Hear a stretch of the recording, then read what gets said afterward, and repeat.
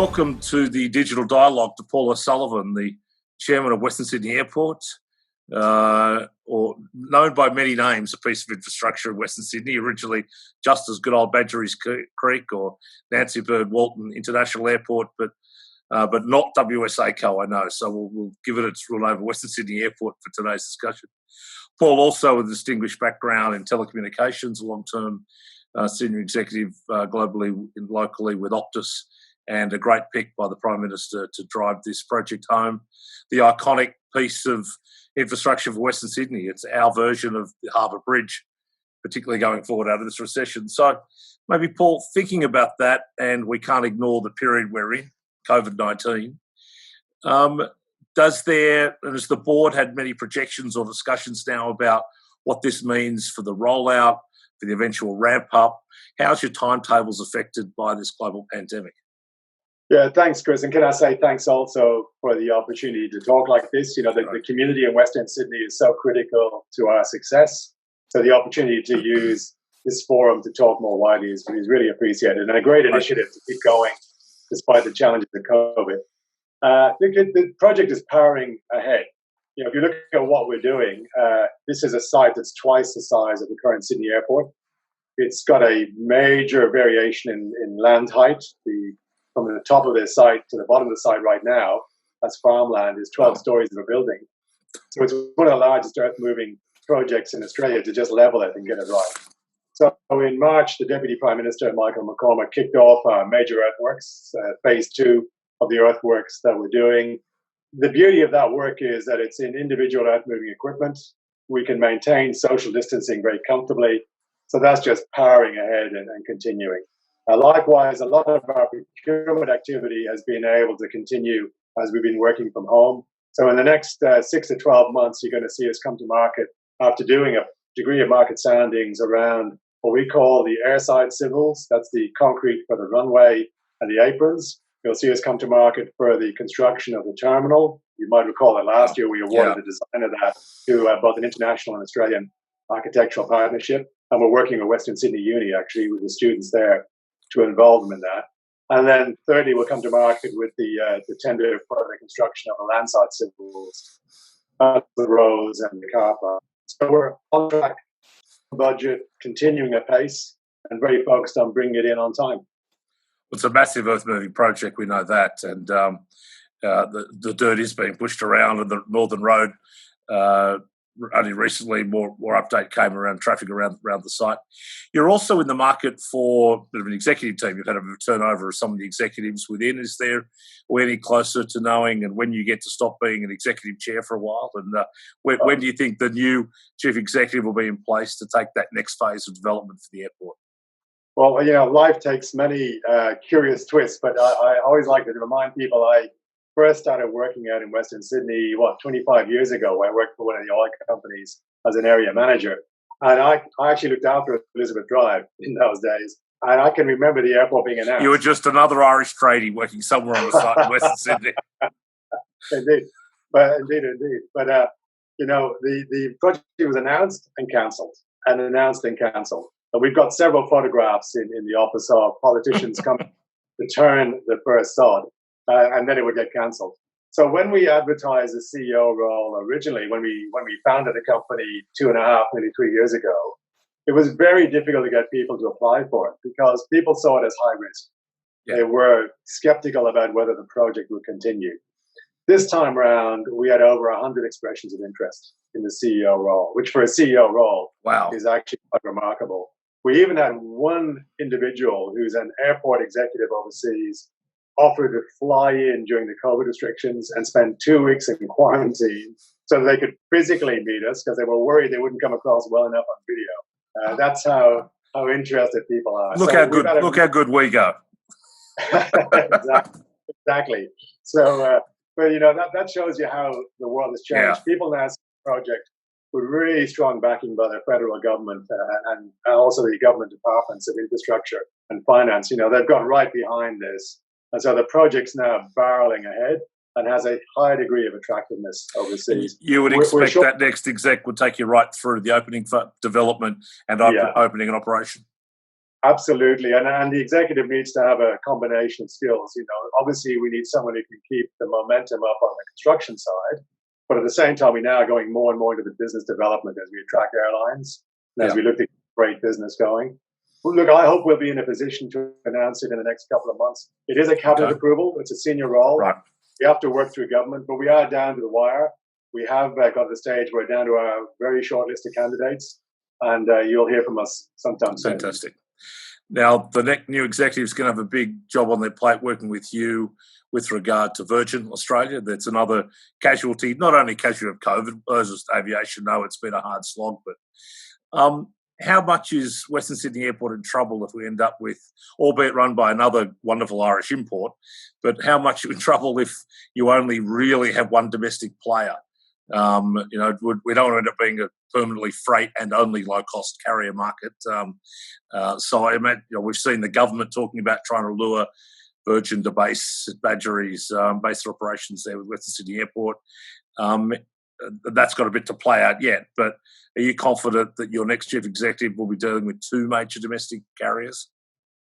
Yeah, well, look, naturally, this whole speculation over Virgin and the argument going on between the states, I'm going to keep well away from, because that's state government issue and we're a federal body. But what I can say, Chris, is we've been talking to both airlines for quite a while, well before this.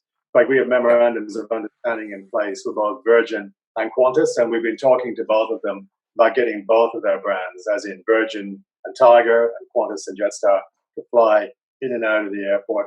I should also say there's a lot of overseas interest in the airport.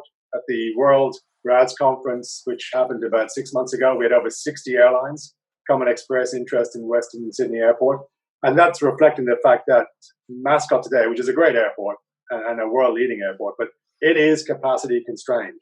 And when you see a greenfield airport, digitally enabled so that it hopefully will have more efficient processes and unrestricted in terms of its operations, when Sydney gets that new airport online, there's a high degree of interest. So I'm confident we'll have very strong airline interest in the new airport.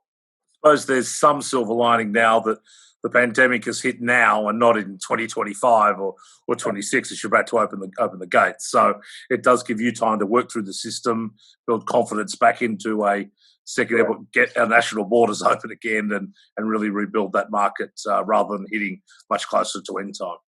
Yeah, and I think a big learning out of it is to build the airport with enough flexibility that if we need to bring social distancing back again in the future for a future pandemic, then we need to think about how we design the airport that way. So it has been helpful. If there's a silver lining to a pretty dark episode, it is that.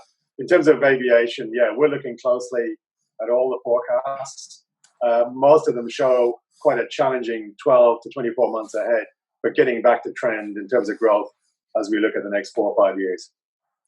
Yeah, as you know, having sat on that original government inquiry that selected the site for the government to develop Sydney's, what was then known as Sydney's second airport, we like to prefer to call Western Sydney's first major airport, that has gone a ways now, and there's been massive development. A lot of people, I think Maximo Wilton still owes me to settle the bet. He promised me to never be built, so I won't send Max my address, send the check over. But your time has been more in infrastructure in telecommunications than in transport. You've presided over two major sectors that are heavily based upon their infrastructure piece. What reflections do you take out of the comparisons now? Yeah, apart from the digital element, we are building a digital airport which will leverage end-to-end digital. But apart from that, there's actually quite a few parallels.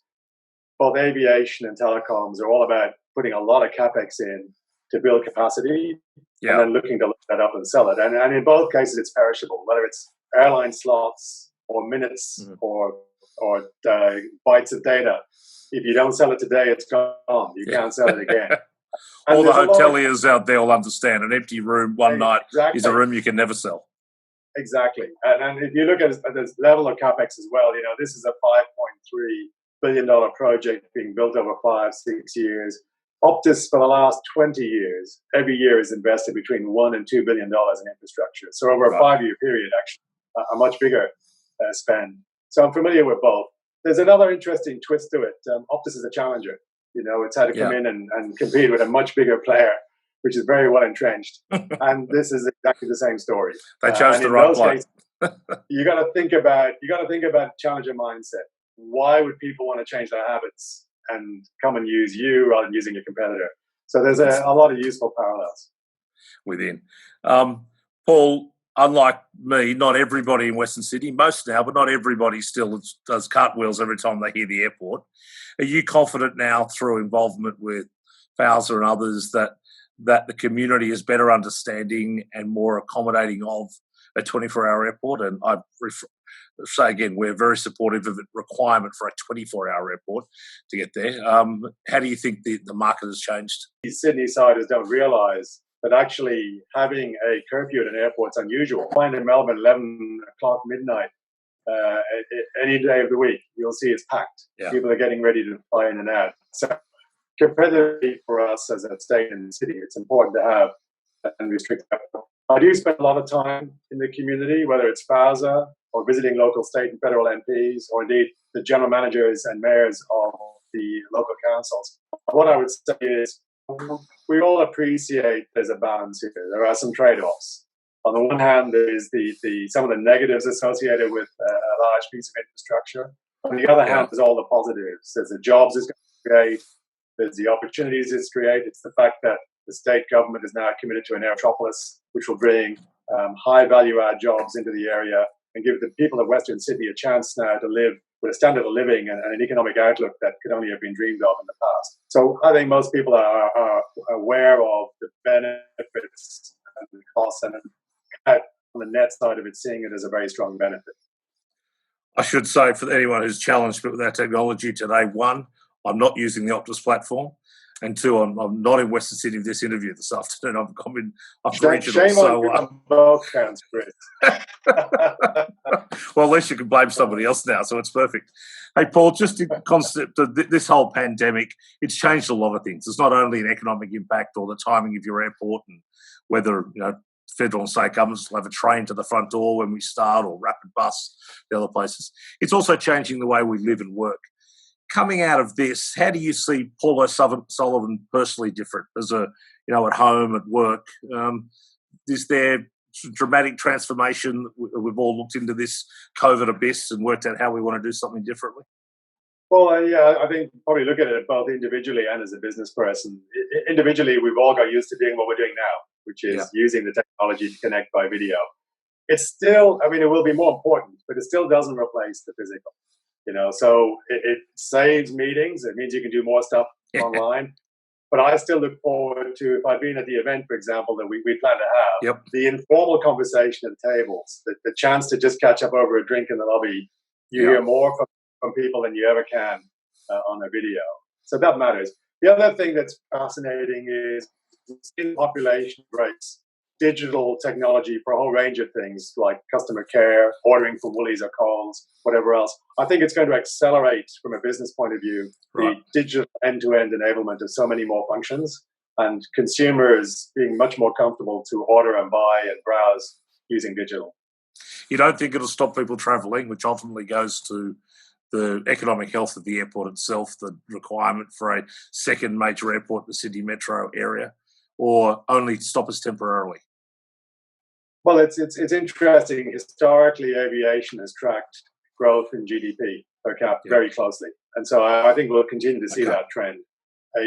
As the economy gets bigger and there are more things to do, more people need to collaborate and to work closely together and to spend time together. I don't see that changing. If you think about it, the world's been through many different technology changes in the last 20, 30 years since I've had it work. We didn't have mobile phones. We couldn't video conference. We didn't have email. And yet we're traveling more than ever. So I think, if anything, these new technologies enable even more growth in the economy, and that's likely to drive aviation long term. In the short term, I do think the next 12, 24 months will be a blip whilst we come to terms with the pandemic, develop treatments and a vaccine, and people get more comfortable with traveling again. Well, here's one for Gen Y and Gen Z to ponder. My first job really in an ad agency was as a telex operator. So they could hit Wikipedia and try and find out what a telex machine was. They'll be doing very well. So thank you for your time. Before we go, everybody's house is different. What are you watching on Netflix? What's been your discovery in streaming? I'm one of those people who's very time poor, and so actually, rather than looking for new series to watch, I actually dived into my DVD collection. You might be like me; I've got like Wow. hundreds of Yes. sitting in the gallery. What's a DVD? They're all saying now. Yes. Remember them? Indeed. But when I came in the 80s, I was in my early 20s when I arrived in Australia. And as a migrant, I really wanted to learn about my new home. And in those days, there was a bunch of TV miniseries by two guys called Kennedy Miller. And they did these sort of historic miniseries. There was one on the dismissal, one on Australia's involvement in Vietnam, one on Bodyline. I've actually dusted off a couple of those, and I've been watching those and enjoying them, bringing back a lot of memories about when I first learned. And a great way as a new Australian to plug into the psyche and the culture of the country. Fantastic. Well, sir, thank you for everything you're doing for us. As I said, you can't underestimate the impact that airport will have on not only on the economic development of a region, on the aspiration for kids, for parents, for their kids to work in smart jobs and knowledge jobs, that drives the whole drive, the anchoring point for the Western City. And while we're very strongly pushing links to places like Penrith and Campbelltown and Liverpool and Parramatta and all the parts of Western Sydney that can be done there, so the transport links are just as important. But to you and your board and your soon-to-be appointed new chief executive, good luck and Godspeed. We'll see you on the other side of this pandemic. And by 2026, we're going to flood that airport and fly all over the country, all over the world, and hopefully welcome the world back in here, vice versa. So thank you, Paul O'Sullivan. Appreciate your time. Thank you, Chris. And let me add, between the New South Wales government working on the Aerotropolis, the Western Sydney Airport Company, and the federal government working on the airport, I can promise everybody watching this is going to transform Western Sydney so much for the better. And people are going to be amazed at the positive impact we can have. And thank you to you and all of your organization, because you do great work in making sure Western Sydney gets a fair slice of the action. So hopefully I'll survive this sunburst I'm getting and see the other side through as well. Thanks, Paul. Thanks for your time. All right. Take care. All the best.